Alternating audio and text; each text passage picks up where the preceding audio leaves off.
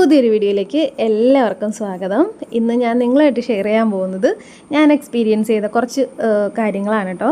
പൂച്ചേനെ ഇഷ്ടമുള്ളവർക്ക് വേണ്ടിയിട്ടാണ് ഇന്നത്തെ വീഡിയോ ഞാൻ ഡെഡിക്കേറ്റ് ചെയ്യുന്നത്. പൂച്ചേനെ ഇഷ്ടമല്ല ഇങ്ങനത്തെ കാര്യങ്ങളൊന്നും അറിയാൻ താല്പര്യമില്ലാത്തൊരു വീഡിയോ കാണണ്ട കേട്ടോ.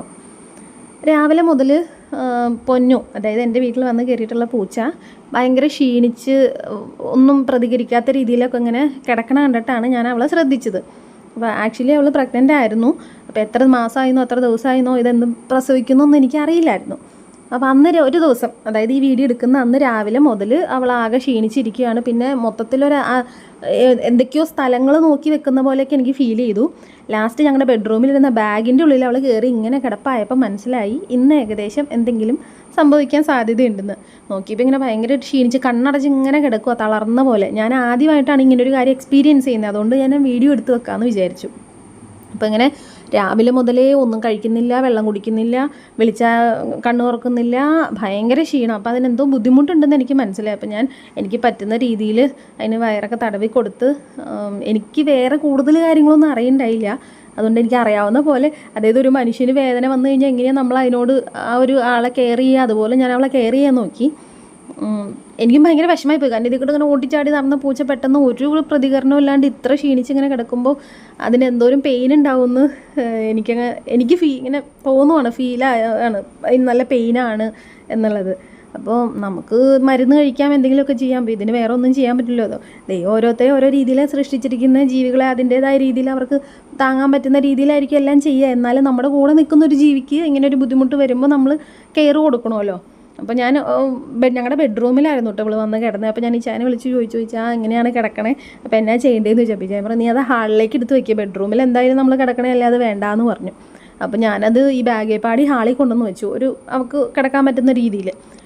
അപ്പം തന്നെ ആ ബാഗിൽ നിന്ന് അവൾ ചാടി ഇറങ്ങി. എന്നിട്ട് പിന്നെ വീണ്ടും ഞാൻ ആ ഇരുന്നോടത്ത് തന്നെ ഞങ്ങളുടെ ബെഡ്റൂമിൽ കൊണ്ടുവന്ന് വെച്ചോണ്ട് രാത്രി കിടക്കാൻ നേരത്താണ് ഞാൻ പുറത്തേക്ക് ഇറക്കി വെച്ചത്. കാരണം രാത്രി ഇനിയിപ്പോൾ അത് ശരിയല്ലല്ലോ നമ്മൾ കിടക്കണോടത്ത് അങ്ങനെ വെക്കുന്നത്. അങ്ങനെ രാത്രി ഞാൻ പുറത്തേക്ക് ഇറക്കി വെച്ചു. എനിക്ക് ഒരു സമാധാനം ഉണ്ടായിരുന്നില്ല, എനിക്ക് വിഷമമായിരുന്നു. രാത്രി എന്തെങ്കിലും സംഭവിക്കുമോ, എന്നാ പറ്റുക, എത്ര കുഞ്ഞുങ്ങളുണ്ടാവും, ഇവിടുന്ന് പോവുമോ, കാണാൻ പറ്റുമോ എനിക്ക് കുഞ്ഞുങ്ങളെന്നൊക്കെയായിരുന്നു വിഷമം.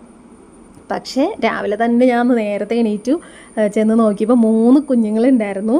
ഭയങ്കര സന്തോഷമായി.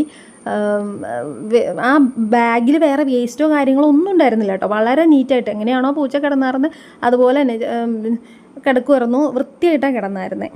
അപ്പോൾ 3 പൂച്ചക്കുഞ്ഞുങ്ങളും ഉണ്ടായിരുന്നു അതിൻ്റെ അകത്ത്. ഭയങ്കര സന്തോഷമായി എനിക്ക്. ഞാൻ അന്നത്തെ ദിവസം എടുത്തില്ല, പിറ്റേ ദിവസം കണ്ട് എടുത്ത വീഡിയോ ആണ് കേട്ടോ ഇതിൻ്റെ കണ്ടിന്യൂഷനായിട്ട് നിങ്ങൾ കാണുന്നത്.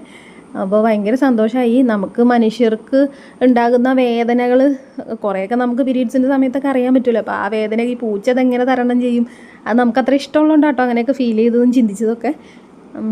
ഒരു വിഷമമായി പോയി, പക്ഷേ കുഞ്ഞുങ്ങളെ കണ്ടപ്പോൾ സന്തോഷമായിരുന്നു.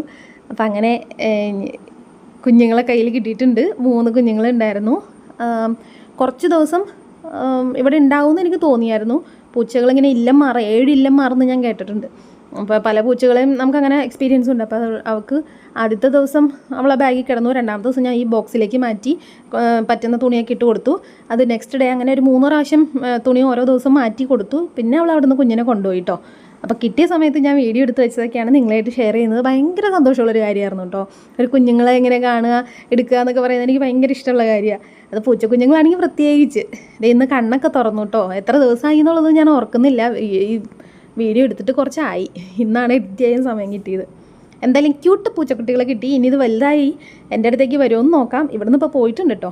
വന്നു കഴിഞ്ഞാൽ ആ സമയത്ത് ഞാൻ വീഡിയോ എടുത്തിട്ട് നിങ്ങളേക്ക് ഷെയർ ചെയ്യാം. എന്തായാലും ഭയങ്കര ഹാപ്പിയായി. ദൈവം എന്തൊക്കെ രീതിയിലല്ലേ ഓരോ കാര്യങ്ങൾ ചെയ്തു വെച്ചിട്ടുള്ളത്. ഇതൊക്കെ കാണുമ്പോൾ ദൈവത്തിന് സ്തുതി പറയാണ്ട് നിർത്തിയില്ല. അപ്പം മനുഷ്യരാണെങ്കിൽ അതിനനുസരിച്ചിട്ട് നമുക്ക് കാര്യങ്ങൾ ചെയ്യാം. മൃഗങ്ങൾ അവർക്ക് ഒറ്റയ്ക്ക് ഇതെല്ലാം മാനേജ് ചെയ്യുന്നുണ്ടല്ലോ എന്നോർത്തിട്ട് അതൊക്കെ ദൈവം അങ്ങനെയാണല്ലോ സൃഷ്ടിച്ചിട്ടുള്ളത്. എന്തായാലും സന്തോഷം. അപ്പോൾ നെക്സ്റ്റ് ഒരു വീഡിയോയിലൂടെ കാണാം. ബൈ.